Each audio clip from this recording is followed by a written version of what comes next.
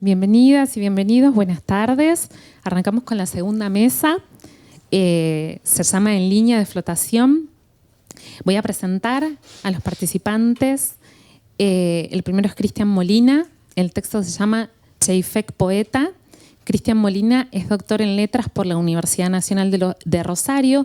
Actualmente dirige el Centro de Estudios de Obras Literarias y se desempeña como vicedirector del IET y subdirector del posgrado de la Facultad de Humanidades y Artes. Luego, Mariana Catalín. El texto se llama Una mutación radical, apuntes sobre Calandria. Mariana Catalín es investigadora asistente del CONICET, en donde desarrolla un proyecto titulado Imaginarios para después del final en la literatura argentina actual. También es profesora adjunta en la materia Literatura Argentina 1 de la carrera de Letras de la Universidad de Rosario. Publicó el libro Con los ojos bien abiertos, Vicio, Cheifek, Babel y artículos y ensayos en diversas revistas y compilaciones. Ahora, Isabel Quintana, el texto se llama Sergio Cheifek, una poética de la desilusión. Isabel Quintana obtuvo su licenciatura en Letras en la Universidad de Buenos Aires, realizó su doctorado en la Universidad de California, en Berkeley, y desarrolló estudios postdoctorales en la Universidad Autónoma de México. En la actualidad es profesora de Teoría Literaria en la Facultad de Filosofía y Letras de la Universidad de Buenos Aires y es investigadora independiente del CONICET. Ha dado numerosos seminarios en instituciones nacionales y extranjeras. Es autora del libro Figuras de la experiencia en el fin del siglo, Cristina Peri Rossi, Ricardo Piglia, Juan José Saer y Silviano Santiago, por el cual recibió una mención especial de Antorchas. Es autora de numerosos ensayos y participó en varios libros colectivos. En la actualidad dirige el proyecto UACID llamado Prácticas Artísticas de la Ruina y el anacronismo más allá del presentismo. Y por último, comenta Patricio Fontana, quien es doctor en letras por la Universidad de Buenos Aires e investigador del CONICET. Actualmente dicta clases en la Facultad de Filosofía y Letras de la Universidad de Buenos Aires y en la Universidad del Cine. Es autor del libro Art va al cine y de Vidas Americanas. Usos de la biografía en Domingo Faustino Sarmiento, Juan Bautista Alberdi y Juan Manuel Gutiérrez. Y en colaboración con Claudia Román de la traducción, las notas y el estudio preliminar de apuntes tomados durante algunos viajes rápidos por las Pampas y entre los Andes de Francis Bonhead. Publicó además numerosos trabajos sobre literatura y cine argentinos en libros colectivos y revistas especializadas y colaboró en la historia crítica de la literatura argentina, la historia feminista de la literatura argentina y la History of Argentine Literature de Cambridge University Press. Muchas gracias, los escuchamos.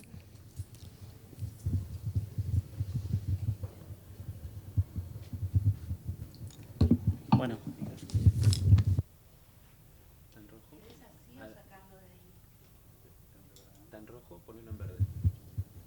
Ahí está. Hola, ahí estamos. Bueno, gracias Sil, gracias chicas, gracias por la invitación. Osada para mí, porque yo nunca escribí sobre Cheifek. Me aterrorizó en principio la propuesta, debo confesarlo, porque ya Cheifek lo empecé a leer por Mariana y su tesis, que después publicamos por Fiesta Ediciones, pero nunca me había atrevido a escribir absolutamente nada. Así que es un riesgo enorme. Y trabajé con los poemas de Cheifek. Cheifek Poeta, algunas notas. 1. Confieso que el título de esta ponencia es un poco complejo. Sergio Cheifek escribió 2 libros de poemas, 3 poemas y unas Merced, de 2002, y Gallos y Huesos, de 2003. En comparación con la exploración del resto de su obra en prosa, los 6 poemas extensos repartidos en 2 libros podrían leerse como un acontecimiento cuantitativamente menor de la escritura del narrador ensayista Sergio Cheifek, de quien se escribe con fruición desde hace tiempo en la crítica literaria argentina. Sobre Cheifek Poeta, mucho menos, casi nada. A excepción de las reseñas de estos libros y de la mención casi al pasar en algunos trabajos sobre su novelística y ensayística, Cheifek Poeta parece minimizarse de las lecturas críticas casi como el narrador performer que tiende a desaparecer de la línea de flotación de su narrativa. En este sentido, me parecía que concentrarme, o al menos intentarlo, sobre los poemas de Cheifek era urgente. No porque iluminaran algo inaudito sobre el resto de su escritura, pero tampoco porque fueran su mera continuidad.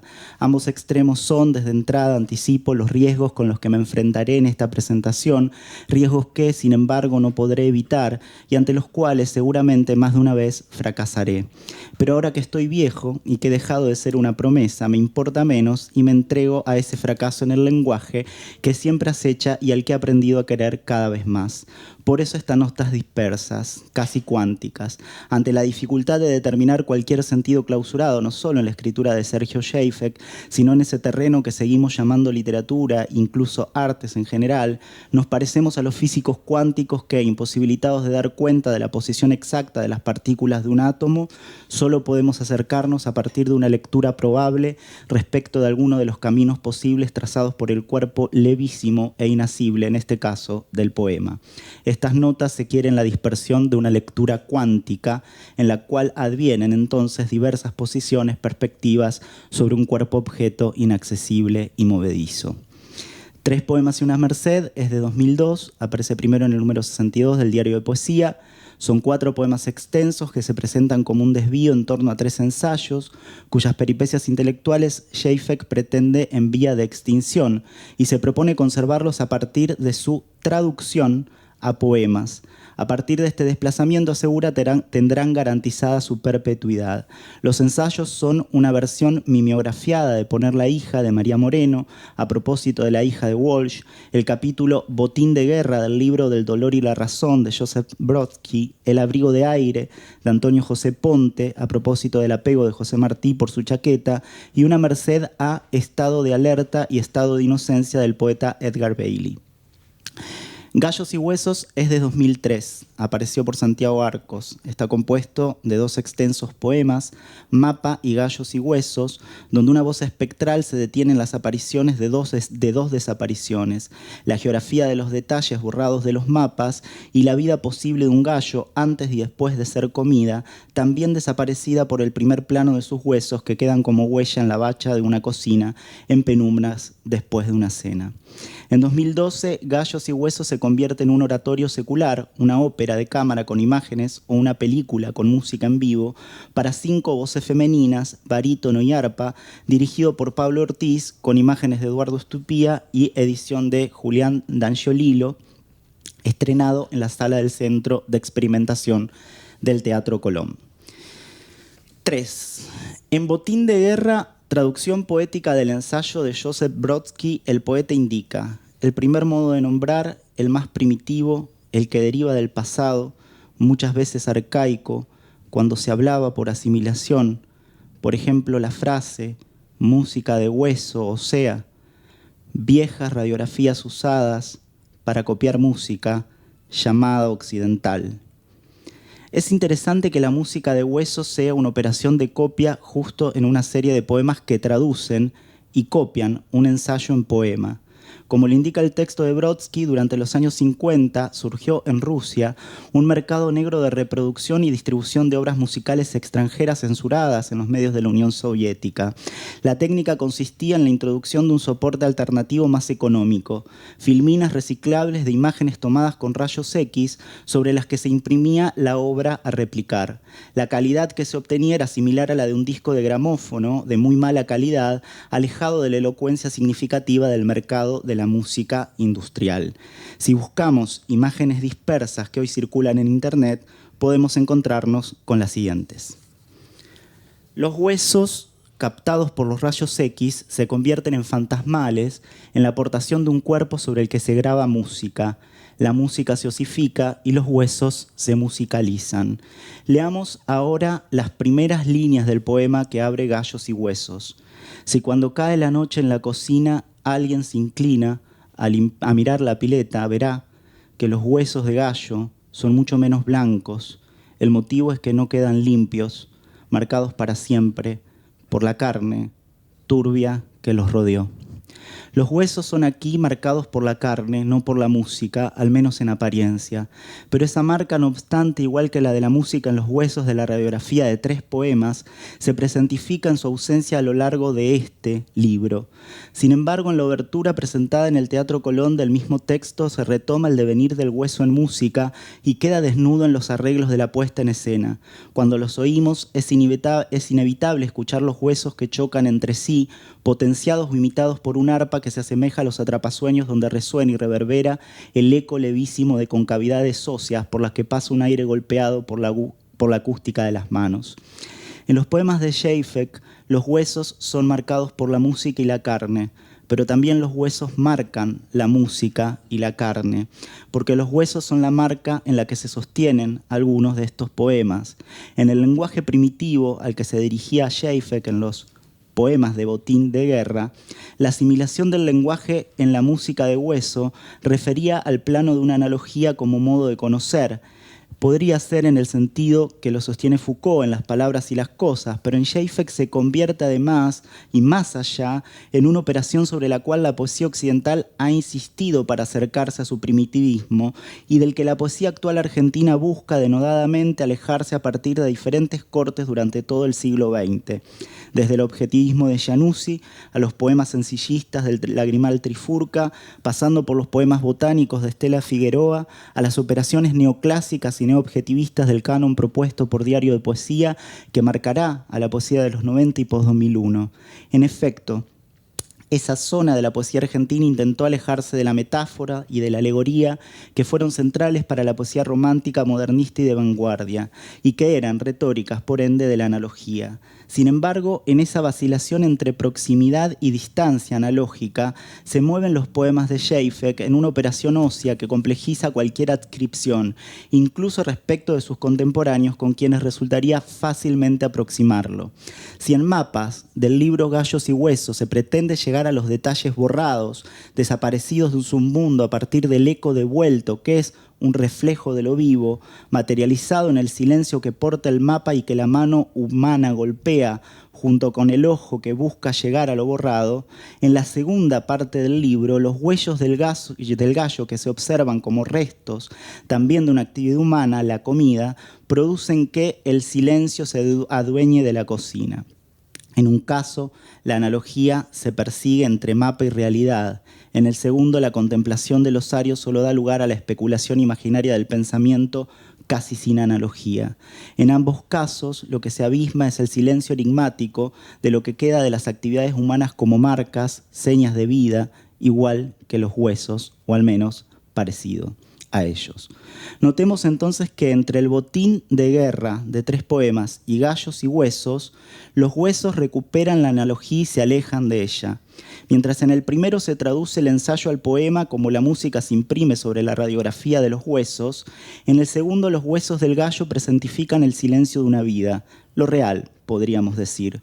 Si el silencio ha sido considerado desde Mallarmé como la aspiración de la poesía, es por eso que podemos decir ahora, anticipándonos, como veremos, que los poemas de Schaeffer devienen huesos y que esa condición genera una lectura doble, en apariencia contradictoria, pero que juega con la dureza y la blandura de los huesos, con lo que queda de ellos y lo que se pierde, con lo que le permiten conectar a partir de piezas articulares que son, sin embargo, diferentes. Ahora bien, ¿qué entendemos por huesos? Según Cuervas y Moras, un hueso es un tejido vivo que conforma el esqueleto del cuerpo y a partir de los cartílagos se transforma en un tejido conectivo especializado. Además, se clasifican por su forma, largos, cortos, planos e irregulares. Se los define como y por estas características los huesos proporcionan forma y soporte al cuerpo y protección para algunos órganos. Además, sirven como un sitio de almacenamiento para minerales y proporcionan un medio para el desarrollo y almacenamiento de células madres. Respecto de las aves, el médico veterinario Francisco Gil plantea que el hueso que las aves justamente son los más ligeras que los mamíferos, pues gran parte de sus huesos contienen aire a partir de la neumatización en lugar de médula ósea. Las cavidades óseas neumatizadas están en comunicación con el sistema respiratorio y tienen como finalidad disminuir el peso corporal para favorecer el vuelo. En el caso específico de gallos y gallinas, mantienen esta condición, pero el peso corporal les impide elevarse en altura. A lo largo de los poemas, Schaeffer señala la cualidad conectiva y formativa de los versos. En 3 poemas y una merced, la versificación arbitraria de la prosa es la que genera la operación de traducción al poema, una operación donde ninguna palabra está de más y para las cosas con las que entran en relación son herramientas manuales prestadas a la economía lírica. Me interesa cómo, en este caso, la versificación oficia como estructura ósea conectiva entre 2 géneros, pero sobre todo en la formación del poema a partir del ensayo. Es como si, a partir de las palabras y las líneas de corte, se definiera la transfiguración en una estructura ósea. Si miramos en detalle, además, si se ven esos poemas, la conexión de este grupo de poemas, se puede notar que se organizan a partir de un desplazamiento como si el verso habilitara el movimiento del poema, lo articulara en tanto hueso de un cuerpo para oficiar su cinética. Los versos están desplazados en esos poemas, a partir de cortes y de cesuras. En Gallos y Huesos, el contrapunto de los 21 momentos titulado de manera intercalada entre el animal y su esqueleto conecta la percepción de los huesos en la cocina con la especulación imaginaria de la vida del gallo convertido en arquetipo, pero en otros momentos también singularizado. Entre lo analógico y lo concreto, los huesos del gallo remiten todo el tiempo al cuerpo completo ensamblado y fragmentado en huesos. Cuando lo encuentre roto y desarmado, en eslabones sueltos, a medias escondidos, entre huesos mayores y más blancos que duermen, la siesta de los osarios. Y ante esta comprobación, el animal se ha ido, ni el destello ni el silencio quedan en la casa. Decir que la osamenta es prueba, o decir que es resto devaluado, es subrayar lo evidente. Algo más puede ser dicho, pero es poco, apenas. La hipótesis de sobrevida que precisa el gallo para confiar en el recuerdo, eres el mismo, no hay diferencia, te reconozco, esa es tu marca.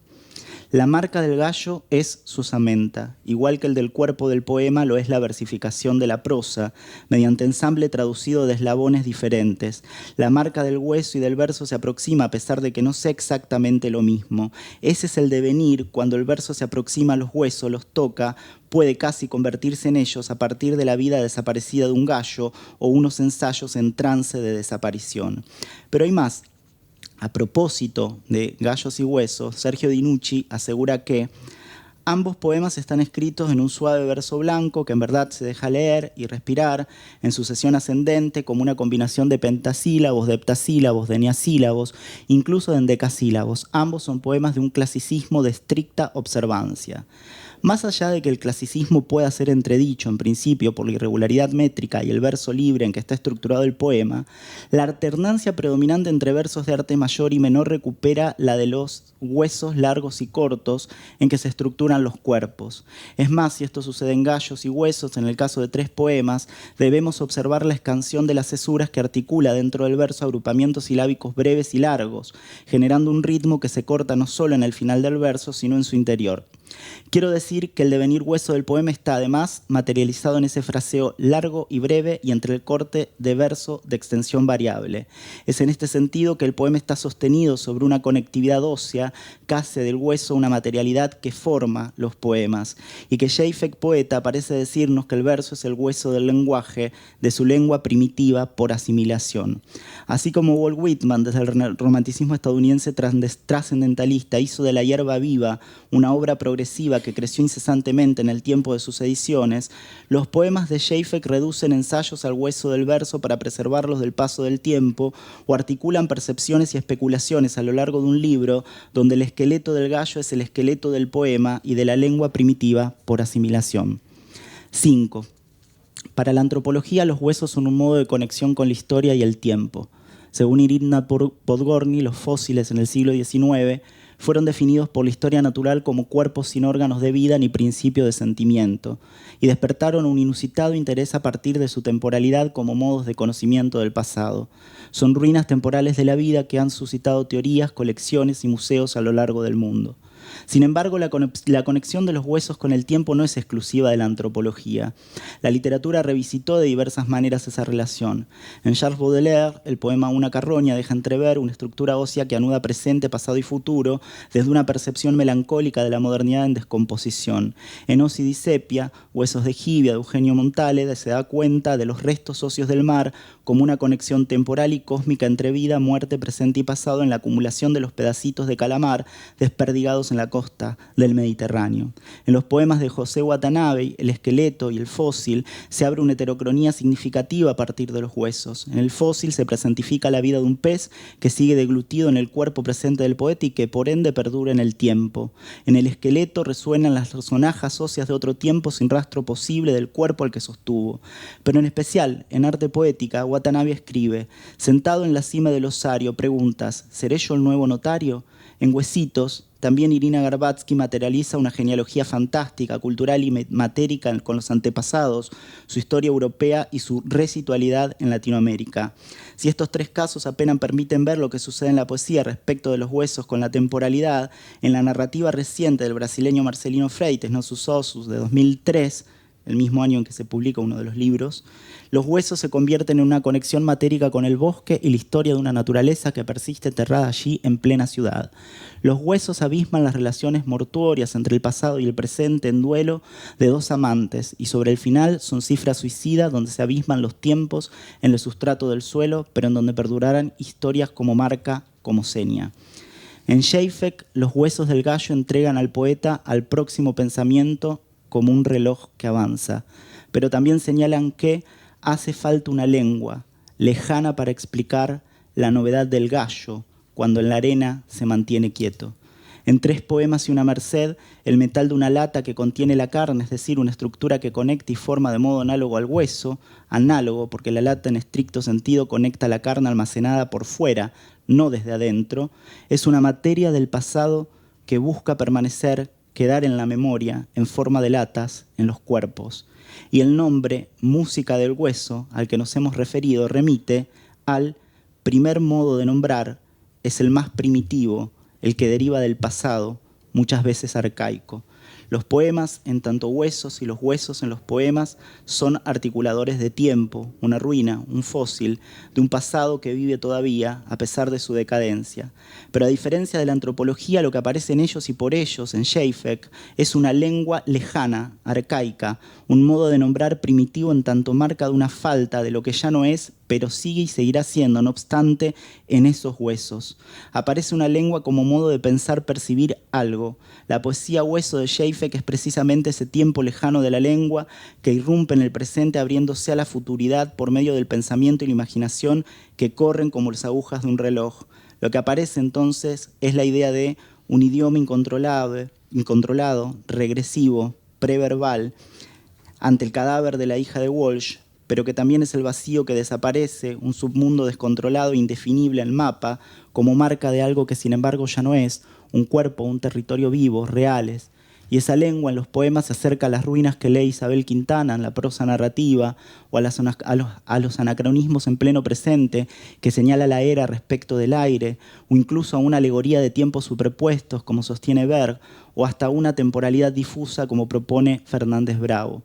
Por último, puede leerse también, como han señalado entre otros, Lujorne, respecto de su narrativa, en tanto modo de invención de un indicio o de la simulación de un documento para evitar la desaparición, es decir, devenir resto de una lengua ensayística en poema, pero lo que se documenta y lo que hace tiempo aquí es una lengua que siempre está en vilo de desaparición, los valiosos ensayos de aventureros intelectuales o la analogía como primer modo del pensamiento que insiste a pisar del objetivismo perceptual y visual del realismo de la poesía de los 90, en las que, no obstante, su poesía también gravita.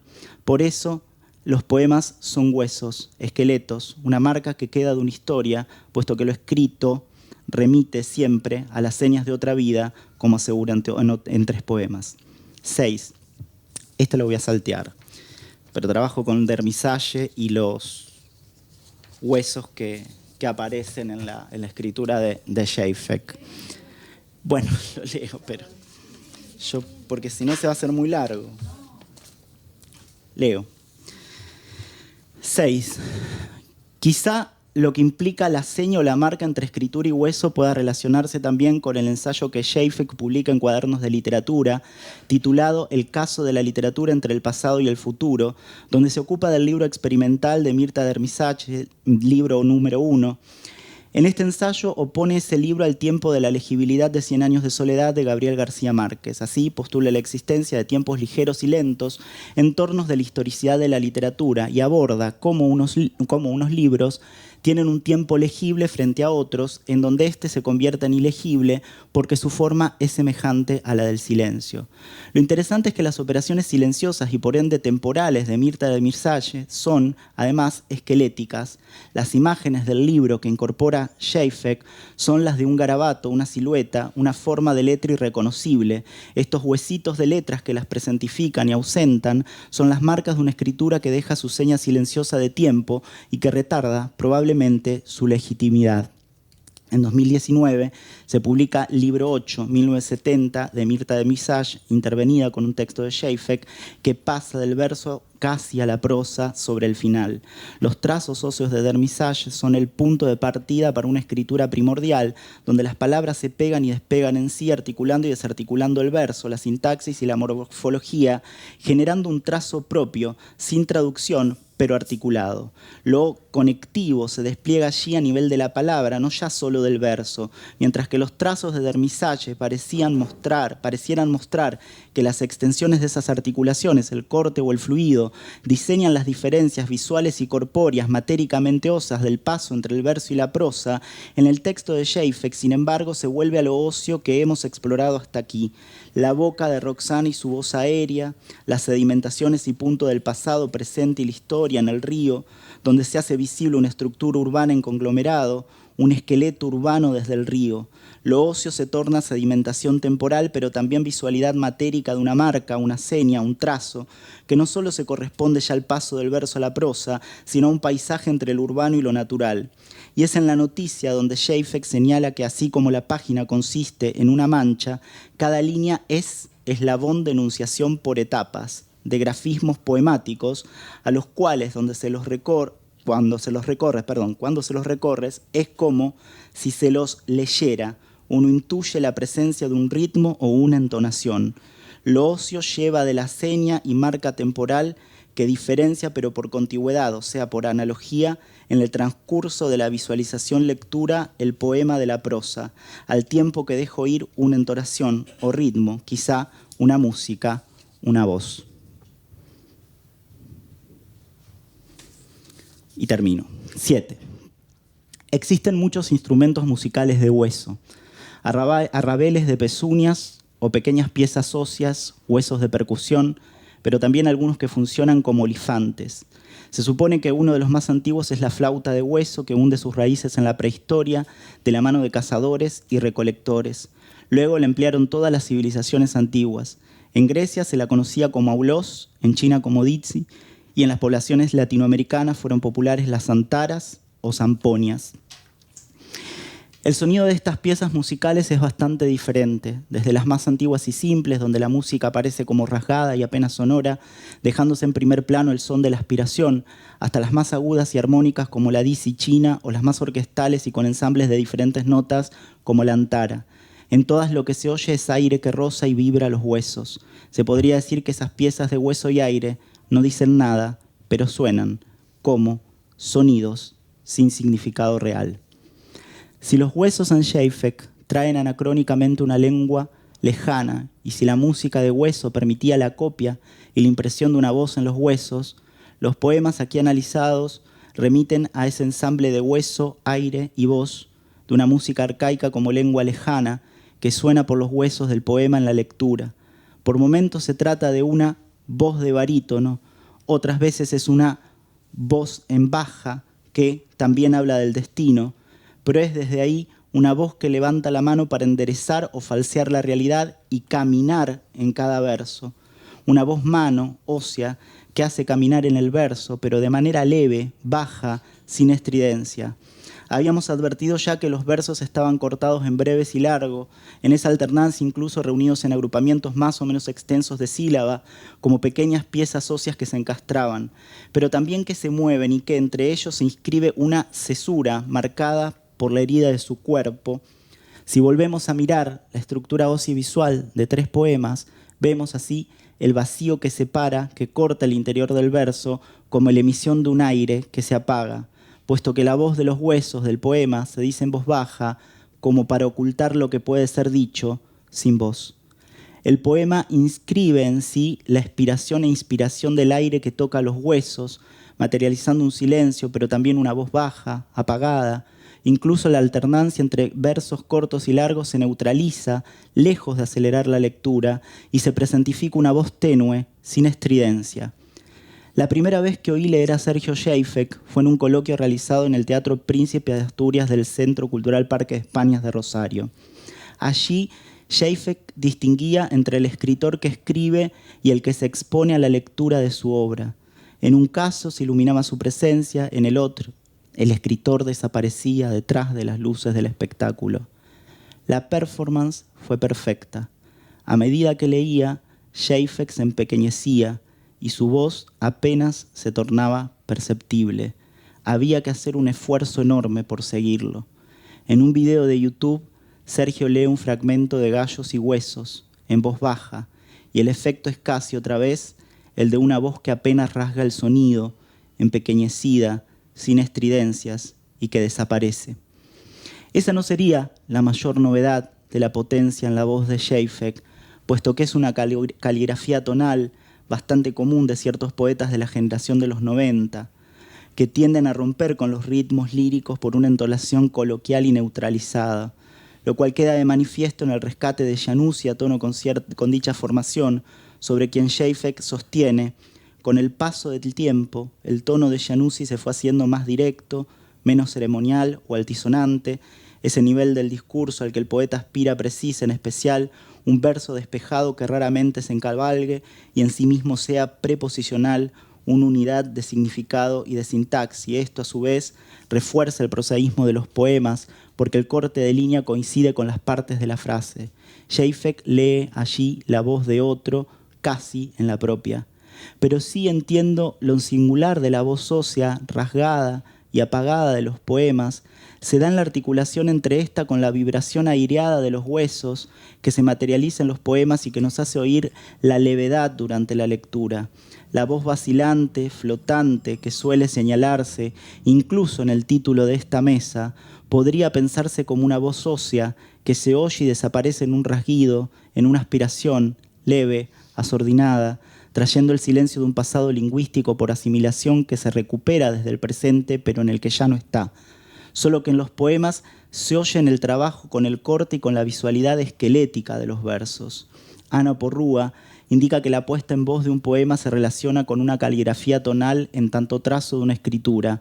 No importa en la voz del poeta solo el timbre o las cualidades tonales, sino la tensión que ésta establece con el poema que habilitaría una escucha imaginaria. Paul Sintor, en Permanencia de la voz, un texto clásico de la década de los 80, indicaba que la voz nos permite oír un entramado cultural, es decir, en la voz resonaría la cultura. Sin embargo, lo que resuena en estos poemas óseos de Schaeffek es una vibración lenta que desacelera el tiempo y que permite respirar con tranquilidad el poema, a contrapelo de la cultura de la aceleración contemporánea. Bifo Berardi, en Respirare, sostiene que el poema habilita un modo de respirar en el marco del tecnofascismo actual, mediante un ritmo que une organismos a una vibración que nos salva del aceleracionismo. Los poemas socios de Schaeffek, poeta, dejan vibrar el aire por ellos, como las flautas de huesos, como las voces de la ópera experimental del Teatro Colón, o la música de huesos en las radiografías, y ahí oímos una voz arcaica, lejana, apagada, que se detiene sobre el mundo, insistiendo en mirarlo y pensarlo con sorpresa, fascinación e incertidumbre, como si fuera la última vez en que es posible, y de eso fuese a quedar un huesito, una seña de que algo ahí ocurrió, casi una muda invocación, como sostiene Contreras respecto de algunas obras en prosa de Schaeffek. Eso tenemos ante nuestros ojos.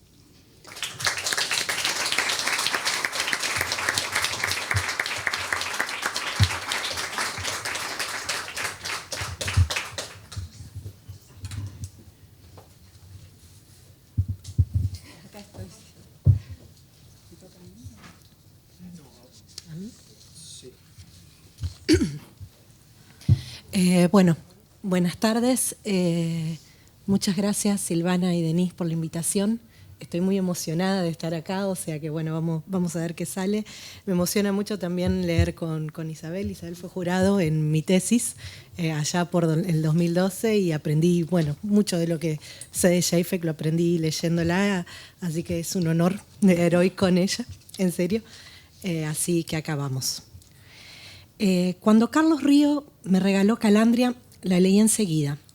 Las páginas chiquitas de esta edición de Oficina Perambulante pasaron rápidas. Apenas terminé, me dieron ganas de escribir.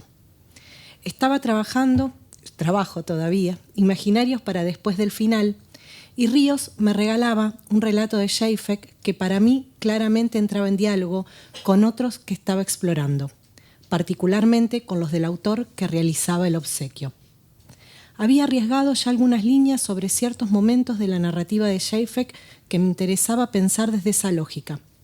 No estrictamente desde la que implica especular en torno a un fin del mundo apocalíptico, pero sí en relación con las diferentes formas de radicalidad que pueden imponer ciertos imaginarios de la extinción sin necesariamente convocar de forma explícita la catástrofe.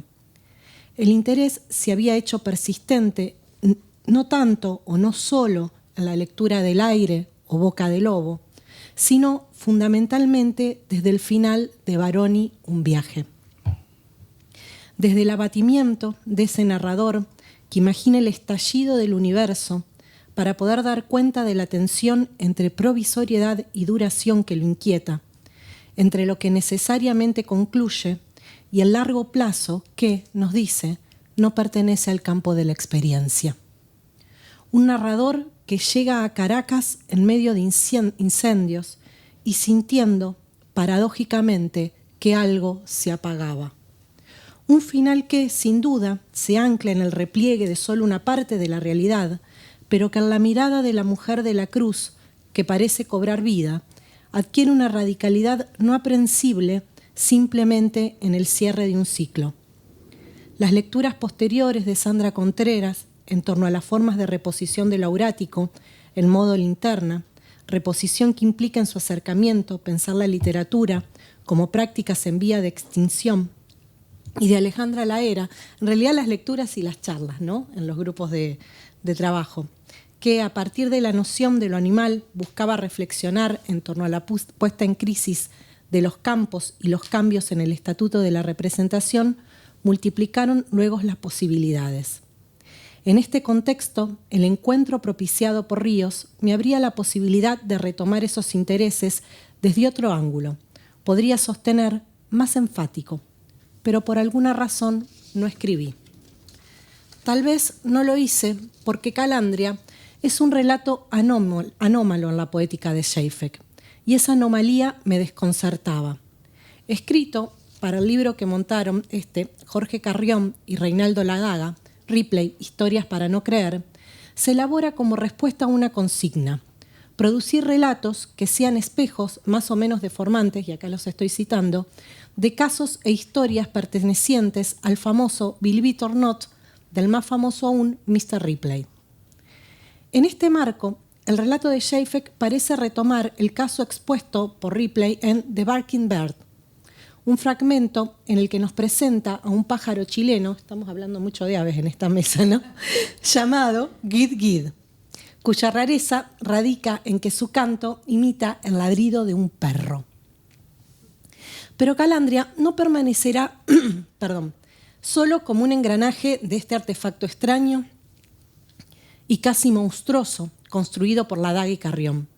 De hecho, unos meses antes de la publicación del libro, ya había aparecido en Letras Libres con agregados significativos y sumando además al final una nota que daba cuenta del ejercicio que había motivado la escritura. Luego Schaeffer lo subirá a Parábola Anterior con una bajada que suma una reflexión sobre la diferencia entre versiones, que es interesantísima, pero no me voy a detener. Y luego la edición de Oficina Perambulante aparecerá 4 años después, en 2018. La misma retoma la versión de la revista, pero eliminando, con autorización del autor, la aclaración. independizando así el relato del ejercicio original. De hecho, a diferencia de otras narraciones que componen el libro, en Calandria, el fenómeno, la rareza, la cosa que impresiona, todos términos propios de la poética convocada, no ocupa el centro del relato, sino que aparece recién al final, casi como un detalle en el desenlace. Incluso Žejfek parece desentenderse, o mejor dicho, reinterpretar de manera muy singular el otro imperativo planteado por los montajistas, que los textos retomaran la brevedad y la rapidez de las producciones de Ripley, y lo cito, que fueran shockers por su inmediatez. Hasta ahí la cita. La temporalidad de Calandria parece ser otra. El shock y la rapidez se cifran en un clima de inminencia que, sin embargo, es propiciado por la morosidad de la narración. Porque para llegar a la mención del ave y a la aparición de una serie de personajes singulares que podrían ser propios de las exposiciones puestas en escena a mediados del siglo XX por el periodista estadounidense, debemos, primero, acompañar al narrador en su viaje al sur de Chile para visitar a un ex vecino que se ha mudado hacia esa zona para desarrollar, según nos dice, y acá lo cito, unas tareas de observación vinculadas con el paisaje en constante cambio. El relato comienza entonces dando cuenta del desplazamiento del narrador, pero también de la relación con su vecino. Los vecinos sabemos, y venimos charlando bastante, ¿no?, también de esto, como que es un relato que volvió un montón, se ve que nos convoca. Los vecinos, sabemos, son importantes en la narrativa de Žejfek. Se constituyen como presencias más o menos evanescentes con las que los narradores entablan relaciones que se sostienen en una cercanía distante. Relaciones que, en el juego entre lo que se puede apenas percibir y lo que parece evadirnos, habilitan un misterio y dan rienda suelta a la curiosidad y a la conjetura.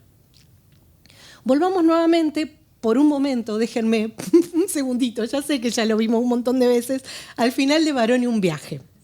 Al instante en que el narrador encuentra el papel de Plaza, abollado en el ascensor.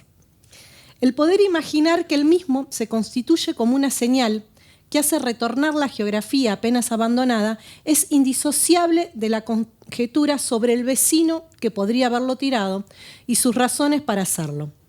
Al retomar este final, en modo linterna, Vecino Invisible insistirá sobre la importancia de este vínculo y a la vez exacerbará las posibilidades que él mismo abre, llevando el misterio que rodeaba el papel hasta rozar, nos dice el relato, lo difícil de creer. La bolsa abollada se presenta aquí nuevamente como una señal, una revelación, nos dice Contreras, que parece provenir de un orden previo, y acá la cito, que muestra sus potencias de vida en un mundo a punto de extinción. Pero ahora ese desecho, hasta ahí la cita, ¿no? Pero ahora ese desecho es abandonado por un vecino específico, aquel que vive con su compañero al otro lado del baño del protagonista. Ambos se caracterizan por poder hacerse alternativamente, y como el título ya nos los indica, invisibles.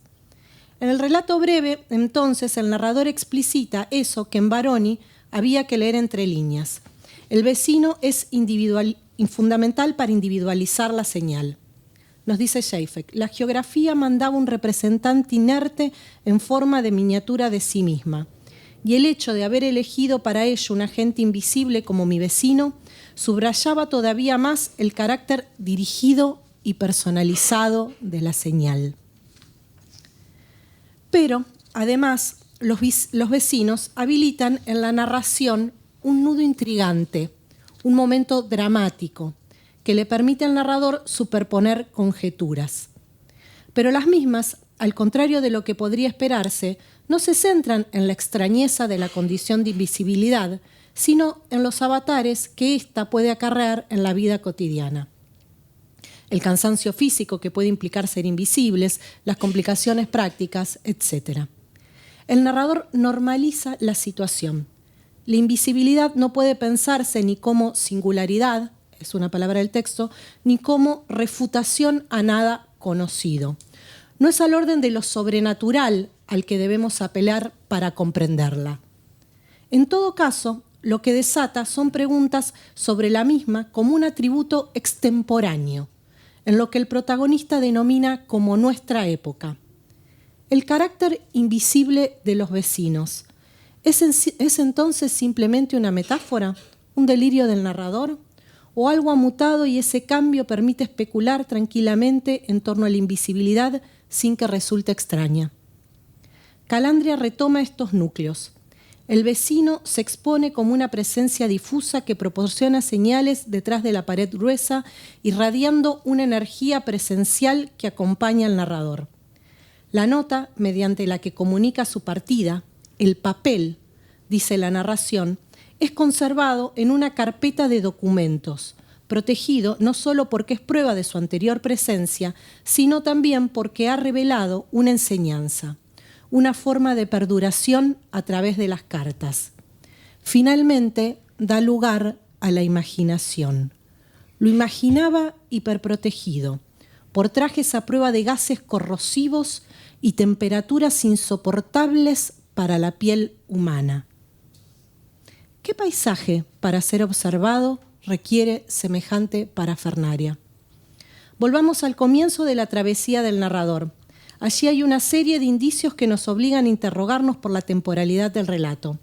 El vecino dice en su nota que debe partir inmediatamente para aprovechar los 4 o 5 días de calma atmosférica, después de los cuales y por bastante tiempo probablemente no tuviera otra oportunidad de viajar.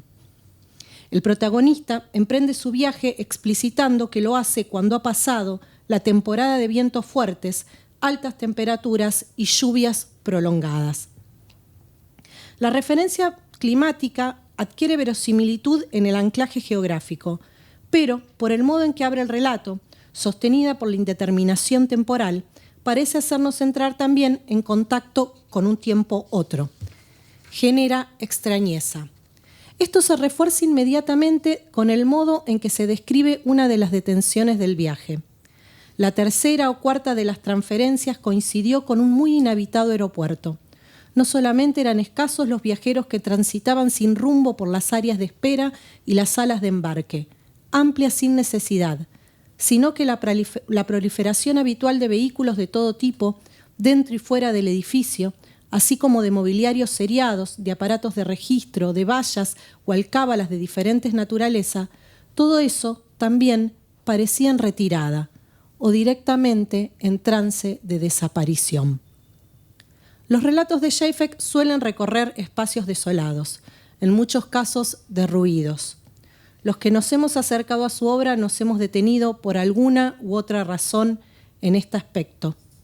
Pero en Calandria, la interacción singular entre los escenarios vacíos, los objetos en trance de desaparición y el clima parecen exacerbar esa constante. Así, una nueva apelación a fenómenos atmosféricos marca la llegada del protagonista a su destino. Al descender del avión, lo primero que llama su atención es el manto de nubes espesas, que comprime los confines del horizonte, en cuyo interior se distinguen vetas de color púrpura, que parecen latir constituyéndose en una probable señal de la fuerza acumulada a punto de manifestarse con violencia. En este clima de inminencia, el lugar al que llega se le presenta al narrador como estrambótico. El idioma del personaje que lo tranquiliza le parece extraño. Se formula entonces el corte. Sentí que había aterrizado en el sur de Chile en el último momento posible, porque desde entonces toda comunicación con el exterior quedaría interrumpida hasta nuevo aviso. Hasta ahí la cita, ¿no? Una disrupción espacial que adquiere resonancias inconmensurables. El pelo y la piel del protagonista se erizan, como si estuviera a merced, nos dice, de un violento e inminente cambio de estado. ¿Qué es lo que está por mutar? No importa tanto para un relato que busca, antes bien, experimentar en torno a la radicalidad de un posible salto, sin por eso obligarse a definirlo.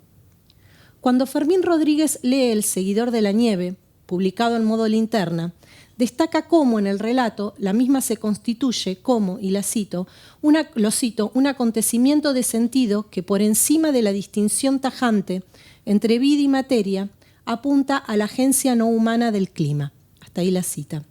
En ese relato, por el modo en que Zajfek logra entrar en contacto con el impersonal que lo articula, el clima, en tanto materialidad afectiva, es aprendido en sus condiciones recíprocas de fuerzas y cuerpos, y lo cito de nuevo a Fermín, que interfieren unos con otros en un agenciamiento de elementos vivientes y no vivientes. Hasta ahí la cita. No tenemos en Calandria un perseguidor de un fenómeno como en modo linterna. Lo que se encuentra queda del lado de la vida animal, sosteniendo por un momento la distinción entre con lo que pensamos usualmente como materia. Pero sí hay un narrador particularmente capaz de ser afectado y persuadido. En este caso, no por el silencio de la nieve, sino en función de la manera más enfática en que parece operar la posibilidad de la mutación radical, por fenómenos climáticos que pueden implicar una manifestación violenta, tempestades que convocan nubes sulfurosas y truenos. No se trata simplemente de construir una atmósfera que anticipe un desenlace o predisponga para ciertas acciones. Este movimiento aparece exacerbado, abriendo antes bien la posibilidad de exponer y de exponerse a una serie de agenciamientos múltiples que se entrecruzan. Y si la nieve, nos había dicho Zajfek, introduce una temporalidad especial, lo mismo parece hacer aquí la tormenta. En la violencia con la que se impone el clima, la narración se abre a la posibilidad del final de un orden, pero desbaratando la linealidad de la cronología mediante la multiplicación de posibilidades. Por el aislamiento que éste ha propiciado, generado fundamentalmente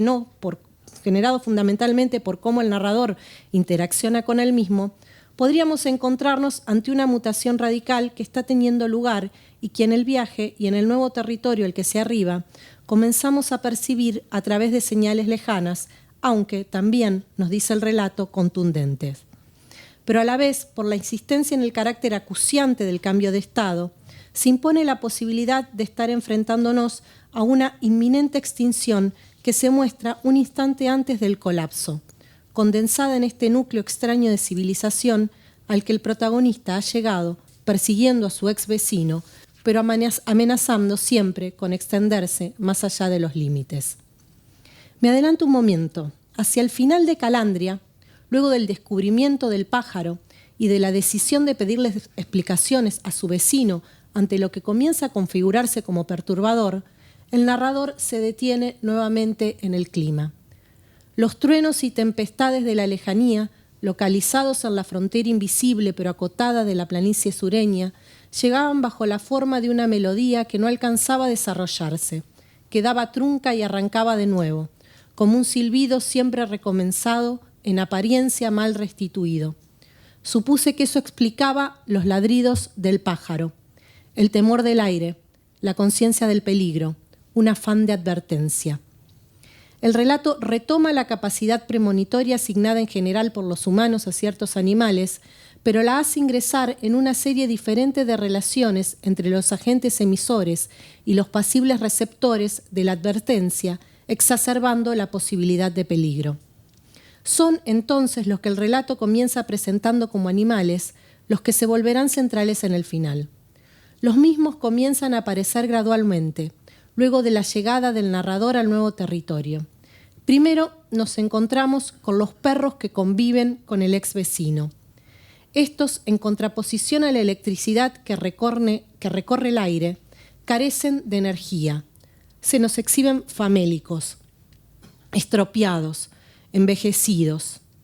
Ex animales, nos dice el narrador, que parecían estar a punto de su propia extinción. Es en este clima en el que se descubre al pájaro que ladra. Esta primera pérdida de distinción entre las especies se explica apelando al caso de Ripley. La calandria es uno de los pájaros que mejor imita a otro, y en este caso estaría imitando al wedwed, un ave cuyo canto se asemeja a un ladrido. Pero la fuerza de la explicación, su necesidad, parece ir a contramano del ambiente que rodea a la calandria. Un entorno en que, ante una forma de vida que se expone exhausta, las diferencias entre especies ya no parecen relevantes. En su búsqueda del origen del ladrido, el narrador superpone visiones. Primero, los perros se trastocan en osos. Luego aparece un grupo de animales que ya no se especifican mediante especies, sino que se aunan en el cansancio terminal que los aqueja. Finalmente alcanza a ver un gran número de casos humanos excepcionales, que se encuentran también al límite de sus fuerzas y preparados para morir. Los animales comienzan a hablarle. Mi vecino se demoraría, me dijeron algunas gaviotas parlantes, o acaso me lo dijeron varios otros animales que tomaban voces prestadas. En este contexto, que de ninguna manera evoca las personificaciones de la fábula, la voz del narrador se irá extinguiendo. Explorar ese cuadro de extenuación del cual esperaba recoger una enseñanza lo ha acercado a su propia extinción. Ha superpuesto también otra temporalidad, la del final por agotamiento, esa que impone una larga duración y que va de la determinación del corte. La pérdida de distinción entre las especies ha ocurrido efectivamente o se debe a un estado alterado de la percepción del protagonista. Ese estado ¿es consecuencia de ese aire cargado de electricidad? ¿Se retoma a través de la posibilidad de una mutación radical que no se particulariza la lógica de la explicación propia de la poética convocada? Si el relato no nos hubiera puesto en contacto con el clima como creador de temporalidades, las preguntas serían inconducentes. Alcanzaría con una simple remisión al fantástico o a la exacerbación como forma de tocar lo real. Pero gracias a la atmósfera, el final se sostiene en la indeterminación, como si la indecisión o la alternancia entre opciones, propia de otros relatos de Žejfek, fuera llevada a un punto límite a través de la composición de un narrador que se abre a la multiplicidad de fuerzas que lo rodean y que nos obliga a no definir rápidamente entre pasividad y actividad, entre un fin próximo y un fin ya realizado. En parábola anterior había una etiqueta algo anómala en relación con todas las otras, finales. En la nube que habilitaba WordPress para reunir las mismas en el costado derecho de la página, en donde el tamaño de las etiquetas crecía dependiendo de la cantidad de menciones realizadas, finales tenía la misma dimensión que ensayo y ficción. No tengo registro de todo lo incluido en esa etiqueta, tampoco quise buscarlo. Sí sé que en 2007 Žejfek publicó bajo la misma Los finales, de lenta biografía, Moral, El aire, El llamado de la especie, 5, Los planetas, Boca del lobo y los incompletos. Si bien es mínimo, siempre me intrigó ese movimiento, porque mis lecturas solían detenerse en la potencia de los incipit, en el paradójico movimiento de una poética que a la vez que jugaba a la disgregación y a la dilación, podía condensar en 5 líneas el mundo que iba a abrir ante nuestros ojos. Tengo frente a mí el cuerpo de madera del santo. Oh, quedan pocos días hasta un nuevo cumpleaños. Y sin embargo, ahí estaban los finales. Publicarlos, es cierto, desactivaba la posibilidad de intriga, un movimiento coherente con lo que Sergio Žejfek en un momento menciona como el avance de la acción como elemento central del discurso del relato. Pero, a la vez, esa acumulación los volvía enfáticos, insistentes en su indeterminación entre la levedad y el salto, entre lo derruido y lo que ha mutado, entre la simple disolución y la revelación. El obsequio que hacía de Ríos un mediador fue entonces ese, abrir una posibilidad dilatada para volver a interrogarlas. Muchas gracias.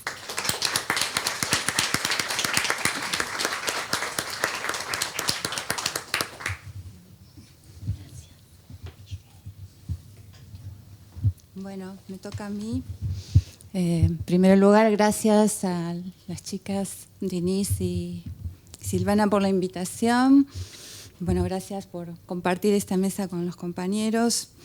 Y de alguna forma vuelvo a Žejfek, a mis primeras lecturas de Žejfek. Y bueno, una de las cosas que me movilizaron estos días fue ver el aspecto, digamos, la línea de trabajo que yo desarrollé en los estudios sobre Žejfek, que tiene una actualidad en el contexto actual, ¿no? Y me refiero a lo político y a la política en el sentido de Laclau. Así que vuelvo a mis notas viejas también, ¿no? Algunas cosas, algunos conceptos que mencionaron acá los compañeros aparecen nuevamente y entran en diálogo con ellos. Poética de la desilusión. Los escenarios en los que transcurren las vidas de los personajes de las novelas de Čapek se presentan como espacios posurbanos, envueltos de cierto sustrato arcaico o premoderno, que desatan y profundizan dicha turbación. Boca de Lobo y El llamado de las especies son novelas en las que el narrador o narradora rememora su relación con otro personaje. Dicha relación revela un fundamento un tanto perturbador por parte de sus protagonistas, puesto que es definitivamente imposible la configuración de una comunidad de sensibilidades entre ellos. Además, la ciudad propiamente dicha se yergue de manera fantasmal, proliferando en sus bordes, en sus zonas residuales o en los antiguos cordones industriales. Los habitantes de estos territorios se encuentran compenetrados en su realidad de una manera que no puede dejar de asombrar y al mismo tiempo alterar a los narradores de estas historias. Tanto en Boca de Lobo como en El llamado de especie, los portadores de la voz narrativa son extraños a las comunidades a las que se refieren, suerte de forasteros eternos, huérfanos de hogar y de una clase social o comunidad en la que reconocerse. Están al acecho de la vida, y la memoria ajena, movidos por una pulsión vampiresca, constituyendo ellos mismos un excedente social, se apropian de manera brutal de la vida de los trabajadores o pobres de la ciudad. Siendo el vampiro una figura marginal, se alimenta paradójicamente de los marginados económicamente. En continuidad con cierta tradición de la literatura argentina, las novelas de Čapek ponen en movimiento ciertas características del género fantástico: la amenaza de los recintos interiores, la discontinuidad de los sujetos, lo ominoso, entre otros temas, como una clara elección frente a una vertiente realista. Pienso aquí en especial en Puerto Apache de Juan Martini, que establecería una cierta relación más directa con el referente. En Boca de Lobo no hay referencias al pasado del forastero. La nostalgia, si la hay, está constituida por el recuerdo de un pasado inmediato, la relación íntima que el extranjero desarrolla con su víctima y con el lugar en el que ella habita. El narrador cuenta cómo conoce a una joven cuyo dato más relevante y constitutivo de su identidad, según él, es el de ser obrera. Es justamente ese mundo del trabajo el que, de acuerdo a la mirada del narrador, otorga cierta consistencia a la muchacha y a sus compañeros. Estos personajes, envueltos en la repetición de una ritualidad de gestos y prácticas laborales, desarrollan una relación con su entorno que van conformando un mundo real del que se siente apartado y al mismo tiempo fascinado el narrador. El mundo de la fábrica, escenificado en su automatismo descarnado, se constituye, sin embargo, de una densidad compleja que busca desentrañar el narrador. Al carecer de una subjetividad propia, hurga con su mirada en la vida de los otros para atrapar el sentido que parece sostenerlos como grupo sin nunca poder encontrarlo. No es que los otros le nieguen el acceso, sino que el narrador padece de un impedimento constitutivo, su adjenidad a la clase y al medio, que no permite integrarlo. Una de las características fundamentales de este personaje es la de no desarrollar ninguna actividad productiva, rasgo que definitivamente lo aparta de los demás. Así, vive en un ocio permanente del que no están ausentes las lecturas como pasatiempo. Es sintomático que en el transcurso de la novela la literatura se convierte en una actividad profundamente ineficaz y antiproductiva, como la vida misma del narrador. Como él, también parece gozar de un impedimento primordial, su incapacidad para transmitir la experiencia. Constantemente el narrador se refiere a lo que ha leído, criticando la distancia o equivocación que las letras guardan con relación a la realidad. De este modo pone en entredicho la función pedagógica de la literatura y parodia al Bildungsroman. Las novelas, dice, no enseñan y no testifican, el único capital simbólico que el narrador posee. Sus lecturas se muestran en su inutilidad como su propia vida. En contraposición a las letras, se desarrolla en la vida de los trabajadores cuyos cuerpos constantemente producen un excedente capitalizable, una ganancia real.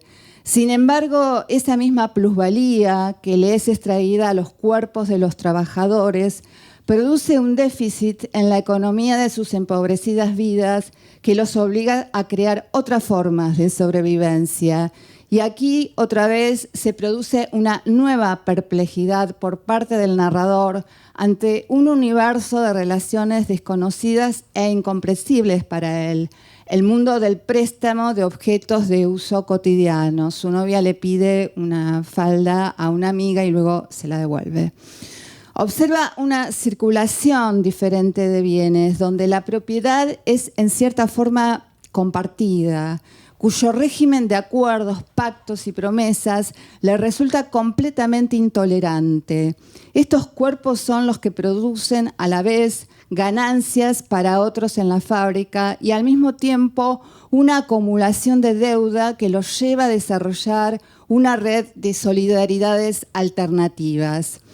Esta forma de una economía residual que nos remite a un universo post-fabril que paradójicamente lleva a relaciones de intercambio premodernas, hace proliferar bienes a partir de la carencia del dinero, agregando un nuevo plus de sentido en la configuración de esa comunidad. De esta forma, el objeto del protagonista, hacerse de una memoria y de una vida a partir de la de su novia y la de su comunidad, se torna más profundamente siniestro. Este nuevo vampiro del fin de siglo se apropia de la vida de una muchacha pobre para dotarse de una suerte de nueva ciudadanía, llevando su pasión hasta el final, que no es en este caso la muerte, sino contradictoriamente la vida. En el momento en que Delia queda embarazada y decide tener su hijo, el narrador huye y la abandona, preservando sin embargo su práctica de voyeur, práctica de la que también se nutre su persona. En el mundo de la muchacha, dicho abandono no produce a nivel de la superficie ninguna fisura o desestabilización del entramado social. No obstante, Delia ha sido sometida a una explotación mucho más brutal en la que se juega el circuito de la sangre. Absorbida por el narrador, quien finalmente se ha apropiado de su cuerpo y de su memoria para escribir su biografía, es decir, el relato de esta novela. Esta misma voracidad por los cuerpos de los pobres se hace presente tanto en El llamado de la especie como en otras novelas en que la ciudad y sus zonas marginales son el escenario en donde transcurren las historias. Me refiero puntualmente a La villa de Cesaraira y Puerto Apache de Juan Martini. Lo interesante de estas tres novelas es que las villas o colonias marginales se encuentran en la propia capital y no en sus zonas periféricas. Por otro lado, debido a una suerte de fluidez o intercambio de relaciones entre los individuos de estas comunidades con agentes externos a ellas, se diluyen las fronteras imaginarias o reales que separan a las diferentes clases sociales. No voy a detenerme aquí en el análisis de estas tres novelas, sino simplemente subrayar cómo, al igual que en las novelas de Chaffetz, aparece en estas una dramatización, llevadas a veces al absurdo, como en el caso de Aira, de la competencia ejercida por distintos agentes, externos o internos, a sus respectivas comunidades, sobre los cuerpos de los habitantes que viven del excedente o de los restos que les arroja la ciudad. Competencia que lleva a los desplazados a ofertarse como mercancía, prostitución, tráfico de órganos, o a ser prestadores de servicios, agentes de seguridad en los barrios privados o edificios de ricos, cobradores de cuentas pendientes de los capitalistas, etc. Pero también, y lo que resulta a la vez más interesante y perturbador, se convierten en una réplica degradada de los circuitos de producción, aferrándose a una pulsión de vida. Los nuevos trabajadores, los cartoneros o cirujas de las ciudades posturbanas reciclan y fundan nuevas formas de circulación de la materia prima por el que perciben dinero. Sobre esta maquinaria de cuerpos marginales que no cesan de producir y que no dejan de proliferar en las ciudades, acechan como una comparsa carnavalescas otros personajes disputando sus diferentes ganancias. En El llamado de la especie, la protagonista es una mujer que narra su relación con otras dos mujeres, Estela e Isabel. Como en Boca de Lobo, también ella llega a la ciudad en una suerte de estado de orfandad, buscando amalgamarse a la vida de los otros para adquirir una identidad.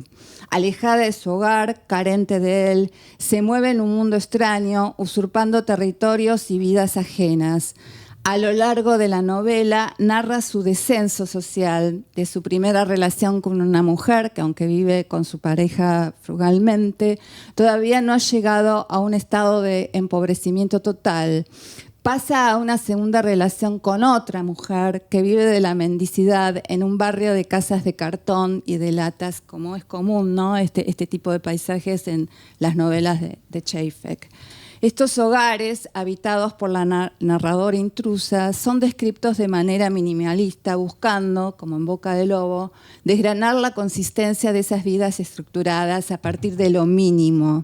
La escena nuclear que une a las mujeres es ya clásica. La invasora llega para compartir con el varón y quedarse con su mujer. Como en Boca de Lobo, el ansia de posesión es extrema y la protagonista no pondrá freno alguno a las mentiras y a la simulación para obtener el reconocimiento y la entrega total de su amiga. Lo que liga a las dos historias entre sí, y a Boca de Lobo y a El llamado de la especie con Boca de Lobo, además de la relación amorosa, es su relación con la escritura. También la protagonista escribirá a posteriori, luego del hurto o del intento de despojo de sus amigas, sus memorias, que obviamente se conforman de la apropiación de la memoria ajena. Por otro lado, ha asistido a una suerte de acto originario de la escritura que coloca a la comunidad de la que es partícipe en un ámbito temporal arcaico al organizar su economía y vida social en función del elemento primordial que elabora, la tinta. Ya voy terminando, ¿sí? Como lejanos relatos acaecidos en Oriente, los hombres y niños de esta especie de aldea se congregan alrededor de los piletones de tintas, ensayando mezclas de colores y probando sobre su propia piel los resultados obtenidos.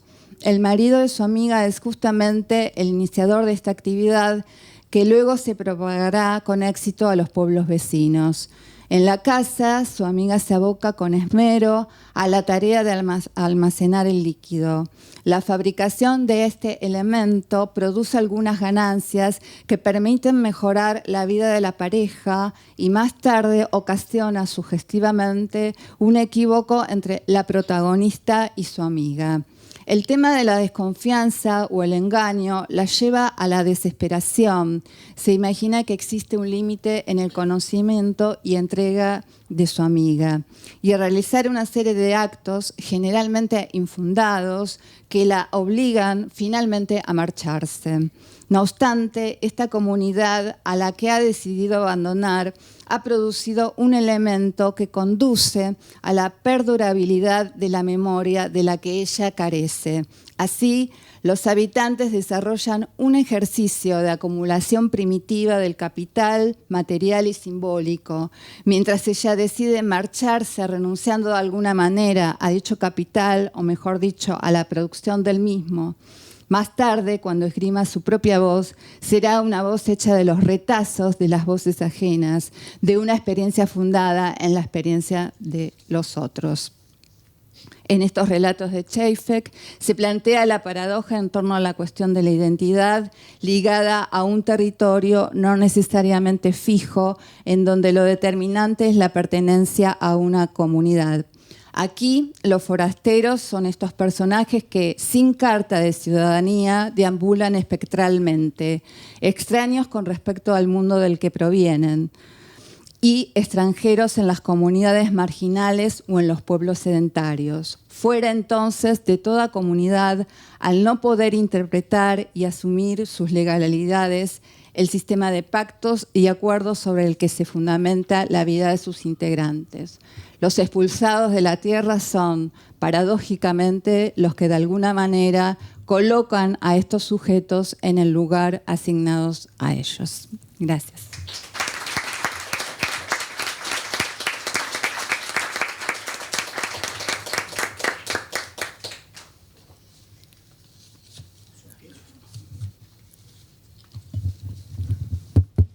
Bueno, agradezco la invitación a comentar estos trabajos. Me tomé del nombre de esta mesa, que es En línea de flotación, para pensar, digamos, cómo esa idea de la línea de flotación aparece en cada trabajo. Bueno, el título de esta mesa es, como ya saben, Línea de flotación. Pensaba un poco con lo que se adelantó Mariana, que también se podría haber llamado Gallos, Calandrias y Vampiros, ¿no? Digamos, ¿no?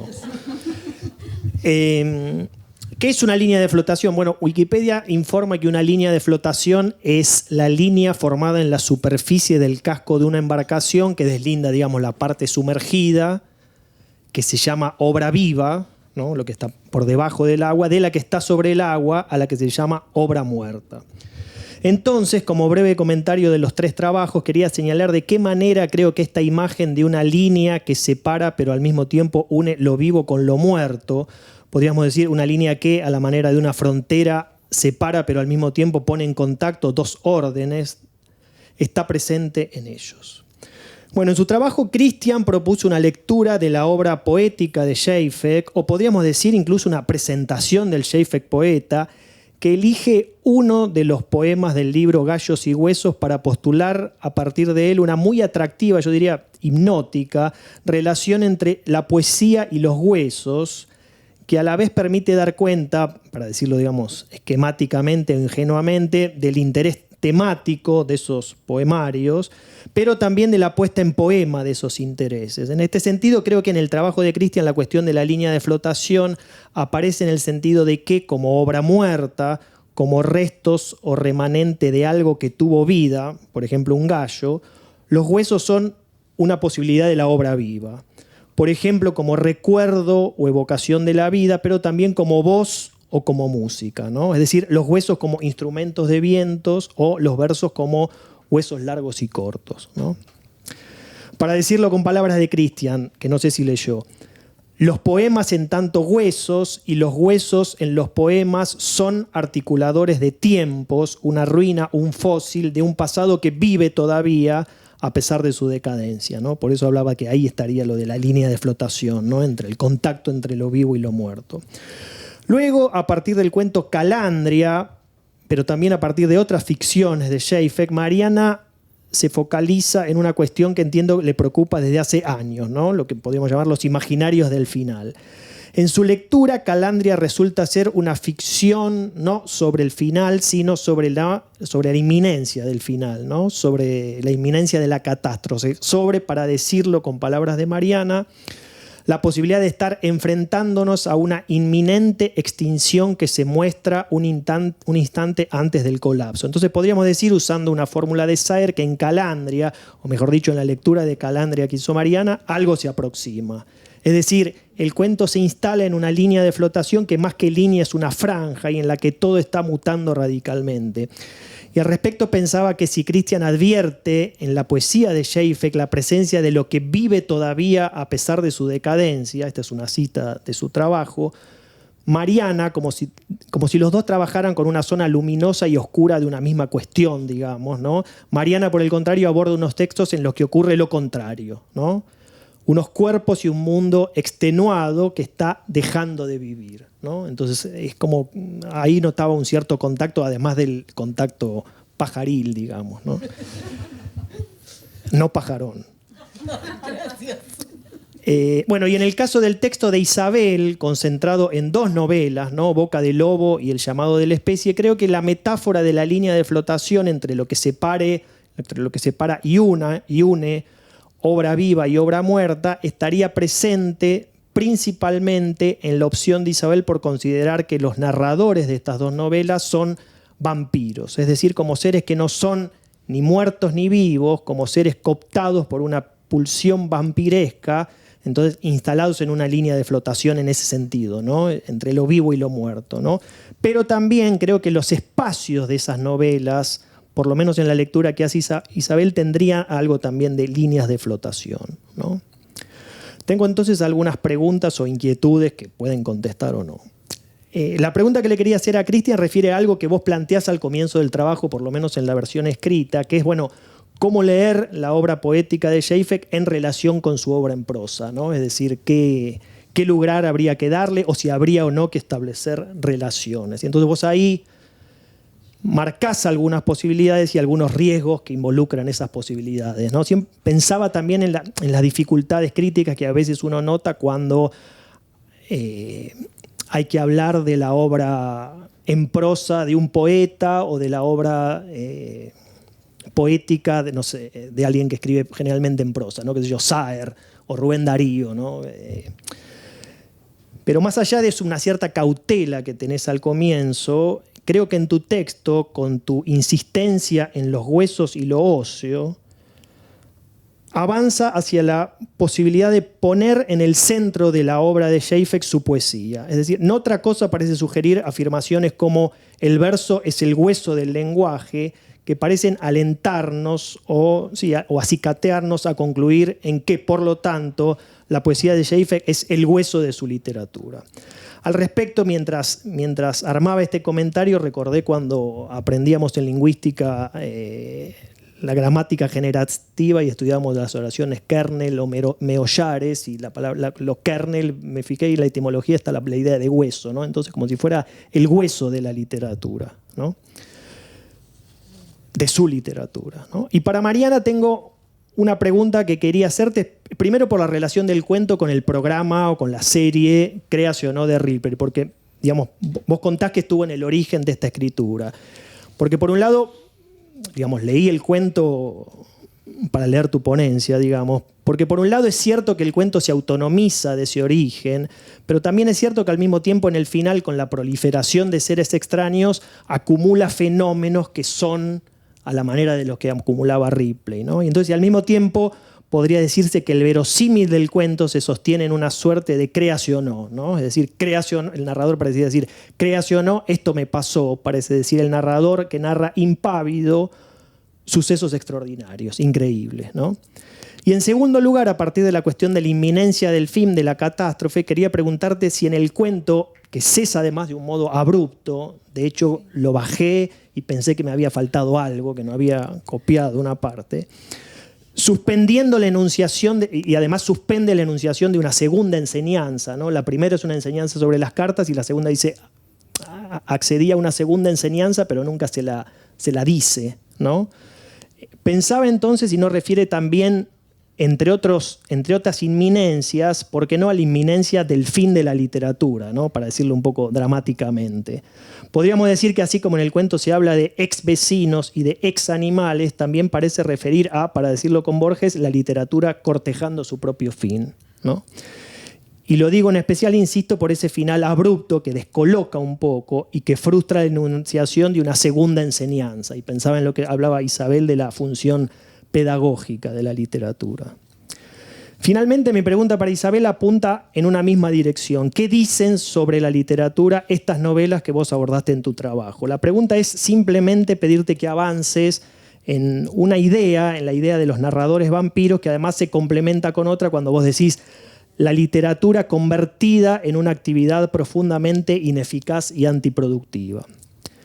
¿Qué es entonces la literatura en estas novelas? Traducida en los términos que proponen la imagen o la metáfora de la línea de flotación, podría decirse que la literatura parece ser, desde tu lectura de estas novelas, obra muerta que se alimenta de obra viva, sí, las vidas que vampirizan estos narradores, por ejemplo, la de Delia, ¿no? Y la otra pregunta tiene que ver con esta cuestión de los espacios a la que le das mucha relevancia en tu trabajo y que me hizo pensar, seguro equivocadamente, pero me entusiasmé con la idea, en algún elemento naturalista en la literatura de Schaeffer, en el sentido de una reelaboración de las hipótesis, bueno, el libro, digamos, una novela se llama El llamado de la especie, ¿no? Las hipótesis que sostiene la literatura naturalista, es decir, el determinismo del medio, la herencia, pero también, y esto lo conecto con el trabajo de Mariana, con lo que decía Deleuze del cine y de la literatura naturalista, del tiempo en el cine y en la literatura naturalista, que es un tiempo del colapso, de la degradación, del deshacerse, es decir, una especie de tiempo pantano en que nada se hace y en que todo se deshace, ¿no? Así que, bueno, eso simplemente. Simplemente. Por suerte, ¿no? Por suerte que solo eso. Me voy a pedir un año sabático para poder contestarte. A ver. Bueno, simplemente voy a decir unas palabras sobre las preguntas de Patricio.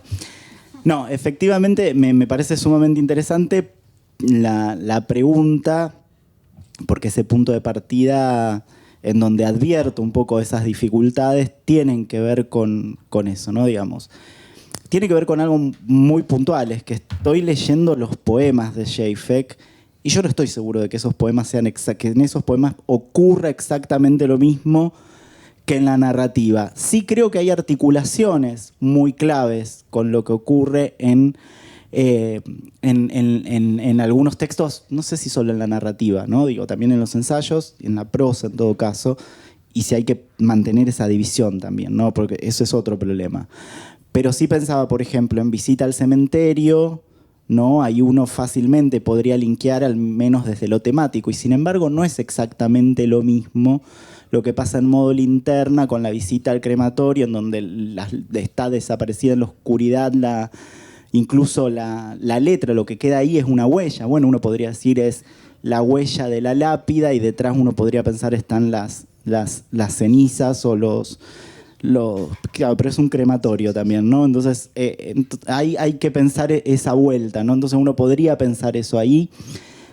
Se podrían pensar las ruinas que aparecen, ¿no? Y los tiempos encabalgados en esas ruinas, qué sé yo, en el aire, en Boca de Lobo también, ¿no? Que son ruinas urbanas y que también son tiempos que duran y no duran. Entonces uno podría pensar una articulación de los huesos como ruina también, pero me parece que en los poemas lo que hay es una apuesta fuerte por el verso ahí. Por más que uno pueda leer una voz más coloquial y más tendiente hacia lo prosaico, pero hay una apuesta por el verso ahí y hay un trabajo con el verso, con el corte del verso, con las cesuras, que me parece que están mucho más marcadas que en la narrativa, si bien también la voz de la narrativa de Schaeffer es una voz que enlentece la narración, ¿no? Y que va deteniendo y que va jugando con los espacios en blancos y la fragmentación por un lado, pero también con la puntuación, ¿no? Entonces, bueno, uno puede decir, sí, hay una conexión acá, pero al mismo tiempo no es lo mismo, ¿no? Es decir, funcionan de manera distintas y me parece que la presencia de lo óseo, de la música de hueso, está acentuada en los poemas, puntualmente. Entonces, esa sería un poco, si puedo llegar a dar una respuesta muy preliminar, digamos, ante esa pregunta. Gracias Patricia por la lectura, siempre como tan preciso y tan acertado, ¿no? Con lo que se refiere a Ripley, obviamente me fui a buscar la versión original del libro, la bajé de archivo.org y busqué el caso, ¿no? El caso es ese, es un fragmentito. No quise indagar mucho, digo, quería manejarme, no fui a preguntar a ver qué, digo, corté con los materiales que yo podía encontrar de archivo. Pero como vos bien decís, es como, me parece, cuando yo digo se aleja para encontrarse mejor, ¿no? Porque me parece que lo que encuentra Schaeffer, que no lo leí en todos los otros relatos, digo, que es muy singular este relato en el conjunto, y creo que encuentra justamente se encuentra con eso, ¿no? Logra el tono, no centrarse en el dato, sino encontrar el tono del creación, ¿no? Y para eso necesita el desplazamiento, la morosidad, para volver al shock necesita la inminencia. Digo, logra encontrar ese tono. Yo le pasé el trabajo a Fermín antes porque habíamos estado, y él me decía, bueno, es una cuestión de forma. Sí, es una cuestión de forma. ¿No? O sea que, bueno, eso no sé si más o menos responde. Y lo del final de la literatura, sí, claro. Era mi referencia. Es cuando digo, estaba pensando en los finales. Creo que vengo pensando esto desde que lo presenté una vez a Sergio en Rosario con su ensayo Lo que viene después, ¿no? Entonces, pero justamente este relato me permitía salir de esos lugares, por eso marcaba lo de la charla con Sandra, con el trabajo que ella hizo en torno al aurático, para esto que era más concreto, ¿no? Más raro, más extraño y que como que me interrogaba, pero sí, obviamente lo que está... me spoileé mucho la era ayer, digo, pues lo que estábamos pensando ayer, cuando yo preguntaba lo del futuro, lo de las prácticas futuras, era para sostener esta tensión, ¿no? Como esto, ¿no? La posibilidad del agotamiento y a la vez la afirmación, ¿no? Eso. Bueno, y lo de creer o no, lo charlaron un poco en la mesa anterior, ¿no? La cosa del creación, ¿no? Con la cosa de los géneros, que me parece que venía muy a cuento. Bueno, también muchas gracias, Patricio. La verdad que no sé si agradecerte. Porque me has puesto en una situación un tanto incómoda. Gracias. Porque me pedís que avance, entonces ahora voy a hacer toda una operación acá en este momento, voy a improvisar. No, pero gracias en serio. Y lo que voy a tratar es de juntar un poco las dos preguntas o los dos puntos que vos trajiste. Y bueno, a ver qué sale. En realidad, vos me pedís puntualmente que avance sobre lo que sería, qué es la literatura, ¿no? Supongo que es la literatura en este caso para Schaeffer, supongo. Y bueno, en realidad creo que yo podría decir que de forma muy nítida él construye una poética muy clara, muy nítida, hijo directo para mí de la poética de Searle. Esto no es una invención mía, ¿no? Se ha leído así y yo adhiero a esa posición. Y bueno, y lo que se mantiene en toda la producción de Saer, también incluso vamos a agregar la parte ensayística, ¿no? De la que no hablamos acá, pero bueno, me parece importante, que es esa tensión que hay entre digamos, la literatura y lo real, ¿no? Podríamos decir lo real lacaniano, no por pedantería, pero para que se entiendan que cuando hablo de real no me estoy refiriendo exactamente a lo referencial, aunque también sí está eso, ¿no? Pero también hay todo un rodeo en la poética de él, justamente como lo hay en Saer, para dar cuenta de eso, ¿no? De lo que está afuera. y que está fuera, pero pero al mismo tiempo es constitutivo sobre todo si seguimos pensando de Saer a Čapek desde la perspectiva de la mirada y de la observación, ¿no? Porque sus novelas, podríamos decir, tienen un aspecto cuasi antropológico, podríamos decir, ¿no? De búsqueda. Bueno, acá la metáfora del fósil me parece que es muy adecuada para pensar eso. Porque, bueno, que voy a unir algo que he repetido en los últimos años, que es en lo que vengo trabajando. Tiene que ver con una poética también de los restos, ¿no? Porque no olvidemos que es fundamental en sus ficciones todo el trabajo que tiene que ver con las ruinas, ¿sí? Con un proceso de decadencia y degradación encarnada. Justamente me parece que el que condensa esto es la figura del vampiro, ¿no? Que es la figura del desclasado, ¿no? Del que no tiene un lugar en la sociedad, ¿no?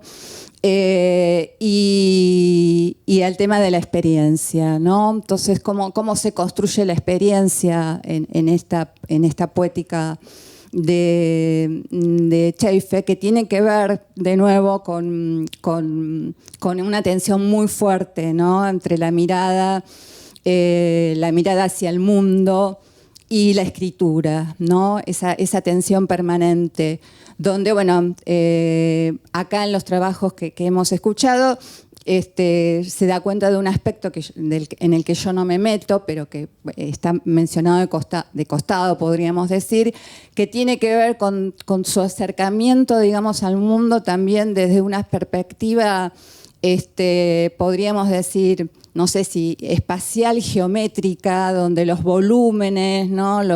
las formas, los espacios, también, digamos, ocupan una tensión y una relación para comprender el mundo de alguna forma, ¿no? Podría seguir, pero no quiero robar el tiempo.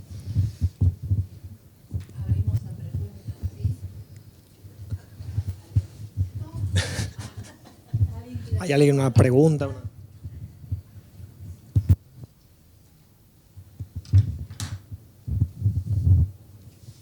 cosa, sí. Es una pregunta. Simplemente. Bueno, gracias por compartir estas lecturas, ¿no? Pero quería subrayar algo que dijo Cristian respondiendo a la pregunta de Fontana, ¿no? Porque a veces uno tiende a, bueno, entonces lo que está en la prosa, está en la poesía, encuentro en la... Quizás yo haga eso mismo en lo que voy a leer, pero no importa.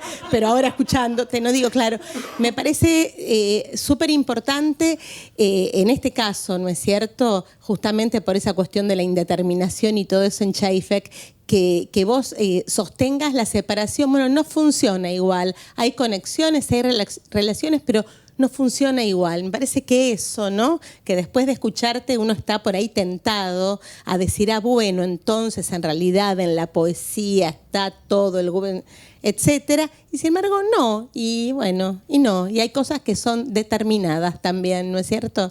Aunque se relacionen. Eso nada más. Hermoso trabajo. Todos me gustan. Virginia, ¿vos querías decir algo? Yo tenía unas preguntitas. Hola, ¿qué tal? Bueno, muchas gracias por las exposiciones. Yo me preguntaba algo que se me ocurrió mientras también escuchaba al comentador, a Patricio, si el llamado de la especie y boca de lobo leídas en serie, con esto que decía Patricio, que podía pensarse como una alusión un poco oblicua al naturalismo francés, al determinismo del medio, si también podía pensarse, una pregunta que pregunto, como algún diálogo también muy oblicuo con el grupo Boedo, porque están como esos escenarios así un poco obreros y como submundo, y bueno, esa es una pregunta para Isabel, sí. Y después para Mariana Catalín, que veo que escribió un libro, Con los ojos abiertos, Vicio, J-Fake, Babel. También una pregunta. Ayer Marcos Seifert y Rafael Arce hablaban un poco de, a ver si lo puedo glosar bien, están acá, así que me pueden corregir. Creo que fue Marcos que dijo algo así como una literatura de los objetos. Y bueno, cuando uno dice una literatura de los objetos, se puede pensar en la Nouveau Roman, en la influencia de Saer sobre J-Fake. Bueno, pero también ayer dijeron, no vamos a leerlo todo el tiempo en esa serie porque justificadamente hubo varias personas que dijeron no lo podemos leer solamente como un epígono de Saer, hay mucho más acá y muy distinto, sobre todo no hay más, sino hay cosas muy distintas a Saer, excepto quizá en la primera novela donde es clara digamos, la importancia que tenía Saer para J-Fake. Entonces la pregunta es si pensaste algún vínculo entre el grupo Oulipo y J-Fake. Y eso es porque hay como en el grupo Oulipo una especie de azar controlado. También hay como en J-Fake un vínculo con lo visual, con la poesía. Estoy pensando en el vínculo con Mirta Armisache. Y bueno, y también como un gran... o sea, está la novela de Georges Perec, Las cosas, que justamente es una novela muy hermosa, corta, de una pareja que se narra a partir de los objetos que esa pareja va adquiriendo a lo largo de su devenir económico y subjetivo. También está la novela de Georges Perec, La vida e instrucciones de uso, que narra muchísimas décadas un edificio y qué habitaciones van ocupando distintas personas. O sea, es una radiografía de la sociedad francesa de décadas a partir de lo que ocurre en habitaciones de ese edificio. O sea, el protagonista de la novela, La vida e instrucciones de uso, es un edificio francés. Entonces, bueno, ahí habría una propuesta de Georges Perec de una literatura donde los objetos y los espacios son más protagonistas que los sujetos. Dos preguntas aventuradas para que, si quieren comentar algo. Aventuradas así, temerarias. No, digo, te había preguntado lo de Boca de Lobo. Respondo yo, si querés después. No, está bien. No lo había pensado, pero ahora que vos lo decís, se puede pensar en esa línea. A mí lo que me interesa de J-Fake es ese mundo que construye, bueno, me voy a repetir, pero que tiene que ver yo decía la actualidad en J-Fake cuando empecé mi ponencia, porque digamos esto en los años que escribió esto, digamos, el contexto era, o sea, digamos, había una suerte de anticipación a lo que va a venir después en el 2001, ¿no? Y leyéndolo actualmente, por eso ahora decía cómo de repente cobraba cierta actualidad con el presente.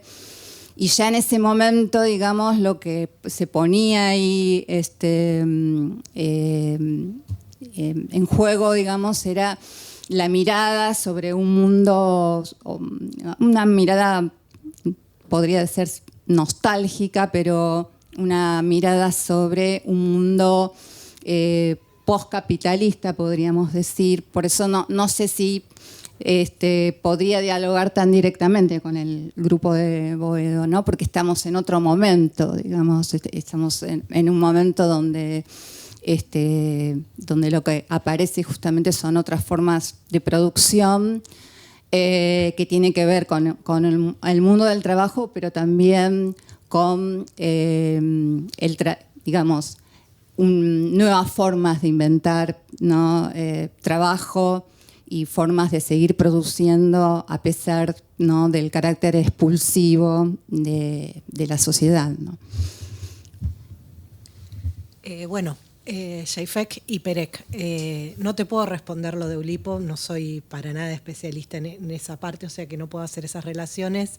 Lo que sí recuerdo perfectamente es la reseña de J-Fake sobre Perec en Babel, en la cual él trabaja, no, se desvía un montón, digo, tengo idea de que tenía una hipótesis sobre eso, que la escribí, pero que no te la voy a, perdón, no la voy a poder reproducir ahora, pero que me resulta, él pensaba mucho, y tiene que ver con lo que con lo respondió un poco Isabel, para pensar la relación de la literatura con lo real, a Perec.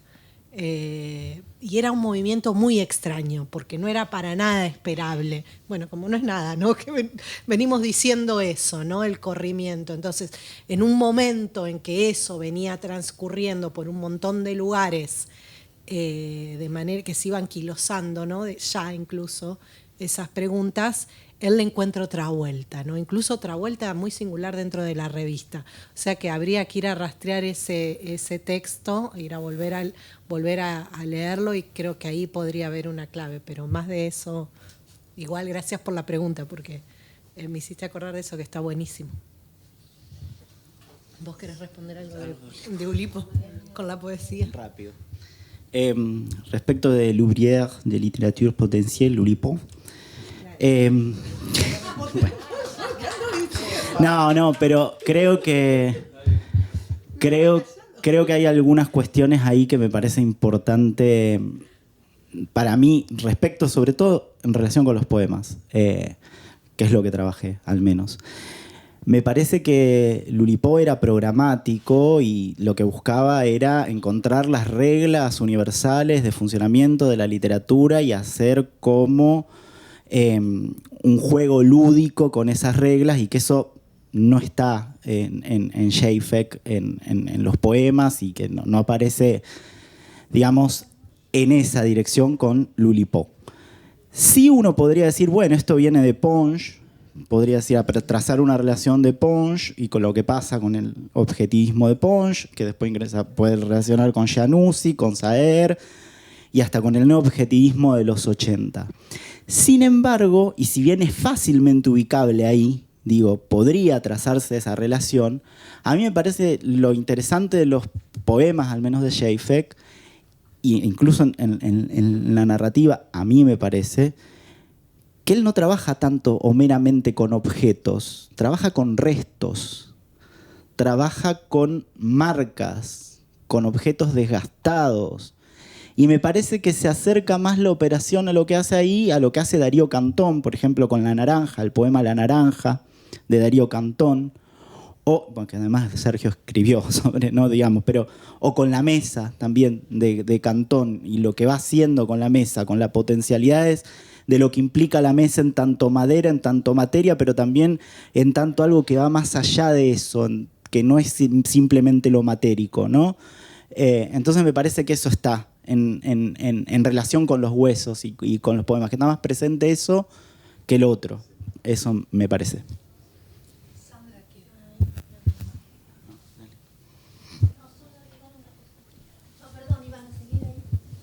No, solamente agregar en relación con lo de prosa, poesía, novela, poesía, y en relación con la importancia de la distinción entre ambas formas que son determinadas, como decía Alejandra recién, que me parecía que un texto interesante para revisar es Apuntes para un panfleto, justamente, donde hay una especie de teoría, digamos, al estilo Žejfek, ¿no? Sobre la distinción entre narración, cuando él dice, bueno, le habría gustado ser un narrador porque era más, no me acuerdo si era que era más difícil o que era más fácil, pero que en la narración hay que elegir entre dos caminos y que en la poesía es todo determinado. Entonces, digo eso pensando también en que lo que él intuye en los grafismos de Dermisache es un relato potencial, no intuye una poesía, sino un relato potencial que no puede ser, que resiste la dicción, y pensando también en que en Últimas Noticias de la Escritura, significativamente, todas las reflexiones tienden a una teoría sobre la novela, no sobre la poesía, no sobre la narración, nada, eso, como una especie de anotación al margen. Buenísimo, gracias.